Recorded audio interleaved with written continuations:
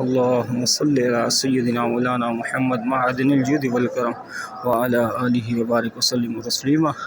اے اللہ ہماری حاضری کو اپنی بارگاہ میں شرف قبولیت عطا فرما۔ ہم گناہ گار، سیاہ کار، بدکار تیری بارگاہ میں حاضر ہوئے مولا، ہماری حاضری کو اپنی بارگاہ میں شرف قبولیت عطا فرما۔ مولا ہم سب گناہ گاروں کے تمام صغیرہ کبیرہ گناہوں کو معاف فرما۔ اے اللہ ہمارا بال بال گناہوں میں ڈوبا ہے، ہمیں معاف فرما۔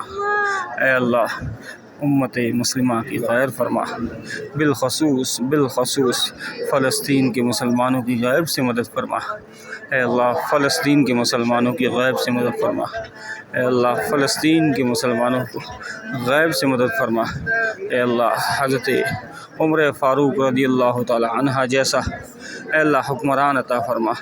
اسلام کو پھر سے حضرت عمر فاروق رضی اللہ تعالی عنہ جیسے حکمران کی ضرورت ہے۔ اے اللہ بیت المقدس کی گلیاں پھر سے خون سے لہو لہو ہو چکی۔ اے اللہ اپنے حبیب کے صدقے وسیلہ طفیل سے فلسطین کے مسلمانوں کی خیر فرما۔ اے اللہ ہمارے پاکستان کے مسلمانوں کی خیر فرما، کل امت مسلمہ کی خیر فرما۔ اے اللہ ہمارے اسلامی ممالک کے سربراہان کو غیرت نصیب فرما۔ اے اللہ اسلام پر پہرا دینے کی غیرت نصیب فرما، سلطان صلاح الدین ایوبی جیسی غیرت نصیب فرما۔ اے اللہ ہمارے مسلمان حکمرانوں کو غیرت نصیب فرما۔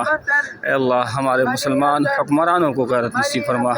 اے اللہ ہمارے 57 اسلامی ممالک کے سربراہان کو غیرت نصیب فرما کہ فلسطین کے مسلمانوں کی مدد کر سکیں۔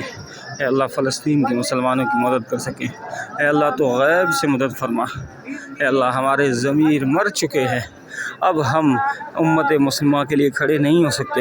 اے اللہ ہمارے ضمیروں کو اجاگر کر، ہمارے ضمیروں کو اے اللہ ہمارے دلوں کو اپنے نور سے منور فرما اور امت مسلمہ کی غیب سے مدد فرما۔ اے اللہ ہم میں سے سلطان صلاح الدین ایوبی کا وارث پیدا فرما۔ اے اللہ نور الدین زنگی کا وارث پیدا فرما۔ اے اللہ سلطان صلاح الدین ایوبی جیسی شجاعت نصیب فرما، ان جیسی بہادری نصیب فرما، حضرت عمر فاروق جیسی عدل و انصاف نصیب فرما۔ اے اللہ حضرت عمر فاروق جیسی غیرت نصیب فرما، بیت المقدس کو پھر سے فتح کرنا نصیب فرما۔ اللہم آمین، اللہم آمین، اللہم آمین۔